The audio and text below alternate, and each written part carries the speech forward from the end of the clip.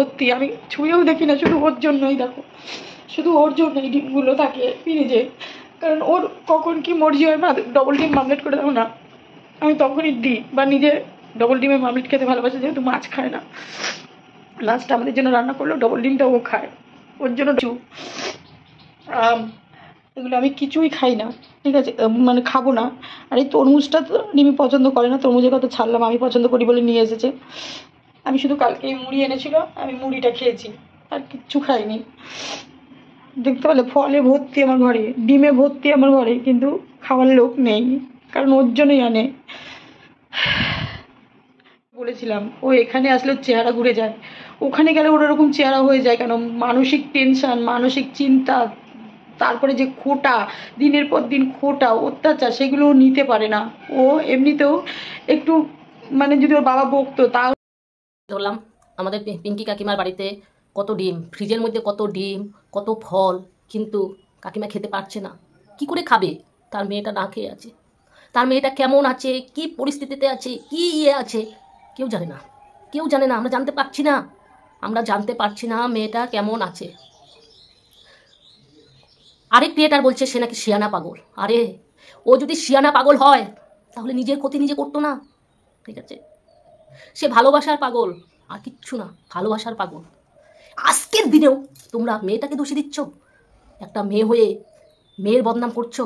তুমি কেমন ধরনের মেয়ে ছেলে? ওই ফাঁসানির হয়ে কথা বলছো? বাহ, তোমাকে জাস্ট ধিক্কার জানাই, ধিক্কার। যত দেখি অবাক হয়ে যায় তোমাকে, ঠিক আছে? আজকে একটা মা তার ঘরের মধ্যে কত কিছু আছে, তার ঘরে তার ফ্রিজের মধ্যে ডিমে ভরা, খাবার জিনিসে ভরা, সে খেতে পারছে না। তার মনের ভিতরে শান্তি নেই, তার মনের ভিতরে অশান্তি। আমার মেয়েটা বোধহয় কী করছে, মেয়েটাকে বোধহয় কী নির্যাতন করছে, মেয়েটা কি আদৌ খেয়েছে, মেয়েটা কী করছে, সেই চিন্তায় শুধু ঘুরপা ঘুরপা ঘুরপা করছে, তাই না? আজকে যে বাবাটাকে সোশ্যাল মিডিয়াতে, ওই মেয়েটাই, মানে ঝিমির কথা বলছি, আজকে তোমরা কেউ ঝিমিকে দোষ দিও না। আসলে ঝিমি এলো ভালোবাসার কাঙ্গাল, ঠিক আছে? কখন কাকে খারাপ বলবে, কখন কাকে ভালো বলবে, সেটা বলা মুশকিল, ঠিক আছে?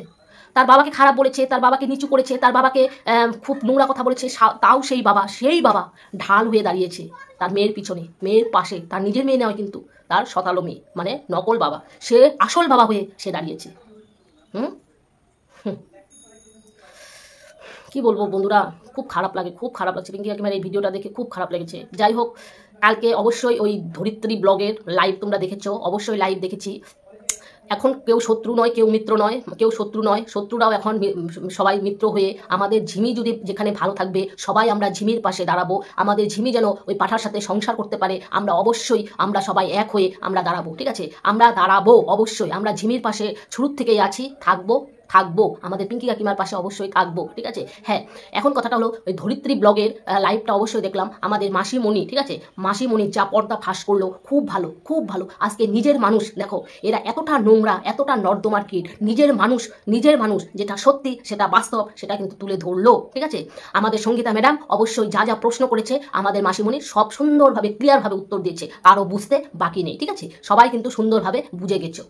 আচ্ছা, হ্যালো বন্ধুরা, welcome back to my YouTube channel. তোমরা কেমন আছো? আশা করি ভালো আছে, সুস্থ আছে। তো আমিও ভালো আছি। নতুন আবার আরেকটা ভিডিও নিয়ে চলে আসলাম। ভিডিওটা শুরু করার আগে বলছি, চ্যানেলটাকে সাবস্ক্রাইব করে দেবে, নোটিফিকেশন অন করে দেবে। নোটিফিকেশন অন করে দেওয়ার সঙ্গে সঙ্গে আমার ভিডিওগুলো অবশ্যই তোমাদের কাছে পৌঁছে যাবে। হ্যাঁ, এখন কথাটা হলো, কালকে আমরা লাইভ দেখেছি, সম্পূর্ণ লাইভ দেখেছি। আমাদের সঙ্গীতা ম্যাডাম ওই মাসিমণিকে অবশ্যই অনেকগুলো প্রশ্ন করেছে, অনেকগুলো প্রশ্নের উত্তর আমরা সুন্দরভাবে পেয়েছি। যাই হোক, আমাদের মাসিমণির উপর দায়িত্ব দিয়েছে যে মাসিমণির বাড়ি আর ওই পাঠার বাড়ি বেশি একটা দূরত্ব নয়, আমাদের মাসিমণি সব খবর দিবে। ওই পাঠা মানে ঝিমি কেমন থাকবে না থাকবে সব মাসিমণি অবশ্যই খবর দিবে, ঠিক আছে? অবশ্যই মাসিমণির কাছ থেকে আমরা খবর অবশ্যই পাবো, কারণ আমাদের মনটাও খারাপ। কারণ ঝিমি কি পরিস্থিতিতে আছে, কেমন আছে না আছে, ঝিমি যদি ভালো থাকে তাহলে অবশ্যই আমরা সবাই ভালো থাকি, ঝিমি যদি খারাপ থাকে তাহলে অবশ্যই আমরা খারাপ থাকি, তাই না? ঝিমিকে আমরা কোনোদিন আমি বিশেষ করে আমি কোনোদিনও ওকে সামনাসামনি দেখিনি, সবসময় ভিডিওর মধ্যে দেখি। তাও কেন জানি না ওর উপরে এত মায়া কেন ওকে ছোট বোনের মতো দেখি, কারণ ওকে খুব ভালোবাসি, আমাদের পিঙ্কি কাকিমাকেও খুব ভালোবাসি, ঠিক আছে? এখন আসল কথায় আসি। যাই হোক, তোমরা অবশ্যই আমাদের পিঙ্কি কাকিমার ফ্রিজের মধ্যে অনেক ডিম দেখলে, কিন্তু খেতে পারছে না। মেয়েটা যখন এই বাপের বাড়িতে ছিল তখন সে ডবল ডিমের অমলেট চায়, ঠিক আছে? ডবল ডিমের অমলেট খেতে ভালোবাসে। সেই মেয়েটা শ্বশুর বাড়িতে গিয়ে অর্ধেক ডিম খায়, অর্ধেক ডিম, তার কপালে অর্ধেক ডিম পড়ে, তাকে আমান ডিম দেওয়া হয় না, ঠিক আছে? আচ্ছা, এই ফল তো দূরস্থান, ফল তো মনে চোখেও দেখে না, ঠিক আছে? আর 63 বুড়ি কি বলে, খেতে চায় না। এই যে ঝিমি খেতে চায় না, কত বকি, খাওয়ার জন্য কত বকি, হ্যাঁ? গান্ডে পিন্ডে তুই গিলিস আর তোর পাটা ছেলে গিলে, ঝিমিকে কি খেতে দিস? দেশ না তো। আচ্ছা এগুলো কথা থাক, খাওয়া দাওয়া কথা থাক, এখন আসি আসল মুদ্রা কথা। মুদ্রা কথাটা হলো যে একজন ক্রিয়েটার সে কালকে একটা ভিডিও ছেড়েছে, ঠিক আছে? সে বলছে যে ফাঁসানিকে ওই ঝিমি নাকি একদিন লাইভে নোংরা থেকে নোংরা কথা বলেছে। আচ্ছা ক্রিয়েটার, তোমাকে একটা কথা বলছি, ঝিমি যদি ফাঁসানিকে নোংরা থেকে নোংরা কথা বলে, কারণ ওর বলতেই পারে, কারণ ওর স্বামীর সাথে ওর স্বামীকে ডিভোর্স দেয়নি, ঠিক আছে? ওর বাড়িতে মনোমালিন্য হয়েছে, ও বাড়ি থেকে চলে এসেছে, চলে আসবে দেখেই ডিভোর্স না হওয়া সত্ত্বেও একটা পর মহিলা কেন বাড়িতে গিয়ে ঢুকবে? এটা হলো এক নম্বর প্রশ্ন, ঠিক আছে ক্রিয়েটার? তোমাকে বলছি এক নম্বর প্রশ্ন, কেন বাড়িতে গিয়ে ঢুকবে? যখন আচ্ছা তুমি বললে যে ঝিমি ওই ফাঁসানিকে নোংরা থেকে নোংরা কথা বলেছে, আচ্ছা তোমাদের কি মনে পড়ে আজকে 5 মাস আগে এই ফাঁসানি আর পাঠার মাতে সত্যি বুড়ি তিনজন লাইভে বসে আমাদের ঝিমিকে কতটা নোংরা কথা বলেছে? ফাঁসানি কি বলেছে? তুই এই বাড়িতে এসে দেখা, তুই এই বাড়িতে আয়, তোর চুলের মুঠি ধরে খন্তি দিয়ে তোকে ঝাঁটা দিয়ে ঝেঁটিয়ে বিদায় করবো, কি এই কথা বলেনি ফাঁসানি? বলেছে কি বলেনি? কারণ অধিকারটা কিন্তু সম্পূর্ণ আমাদের ঝিমির, ওই মেয়ে ছেলের কিন্তু কোনো অধিকার নেই, কারণ সে ডিভোর্সি মাল, তার কোনো অধিকার নেই।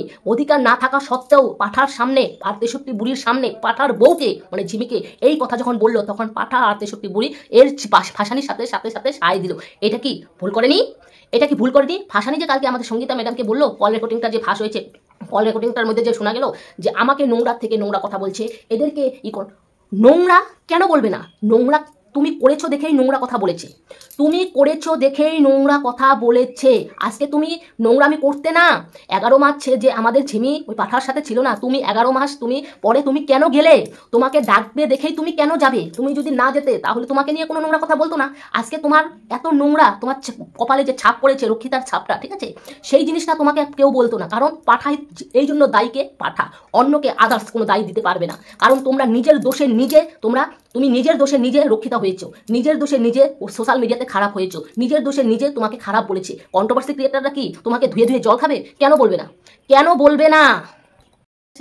তাহলে ওই পাঠার সামনে 63 বুড়ির সামনে যদি ওই ফাঁসানি যদি আমাদের ঝিমিকে তার বিয়ে করা বউ ডিভোর্স হয়নি, সে বলতে পারে যদি এই বাড়িতে এসে দেখা, তোকে চুলের মুঠি খুন্তি দিয়ে আর ঝাঁটা দিয়ে তোকে ঝেঁটিয়ে বিদায় করবো, তখন তার সাথে সাই কে দিয়েছে? এই পাঠা আর 63 বুড়ি। হ্যাঁ, তখন কি বললি পাঠা লাইভের মধ্যে? ঝিমির না আরেকটা বোন আছে সিমি, এটা তো নকল বাবা, এটা তো ভোগ করতে চায়, হ্যাঁ না তেনা। আজকে পাঠা শোন, যে পাপগুলো করেছিস, পাপের প্রাচিত্য ফল অবশ্যই ভোগ করতেই হবে। 63 বুড়ি, তুই যে পাপগুলো করেছিস, পাপের প্রাচিত্য ফল ভোগ করতেই হবে, ঠিক আছে? আজকে দুদিন থেকে ভিডিও দিতে পারছিস না, আর্নিংটা কি করতে পারছিস না, কিন্তু তোদের ভিতরটা ধকভকানি করছে, কারণ তোদের এটা দিয়েই সংসার চলে। আজকে এটা দিয়েই তোদের বাহাদুরি, ঠিক আছে?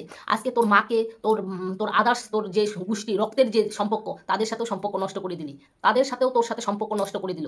তোকে ওয়াইটির 90%-এর 100%-এর মধ্যে 90%-ই তোকে ঘৃণা করে 63 বুড়ি, আর তোর ছেলেকে ঘৃণা করে। তোর ছেলে এতটা নোংরা, তার মোবাইলে একেবারে খারাপ জিনিস পাওয়া গেছে দেখে তোর ছেলের 2টো মোবাইল সিজ করা হয়েছে, ঠিক আছে?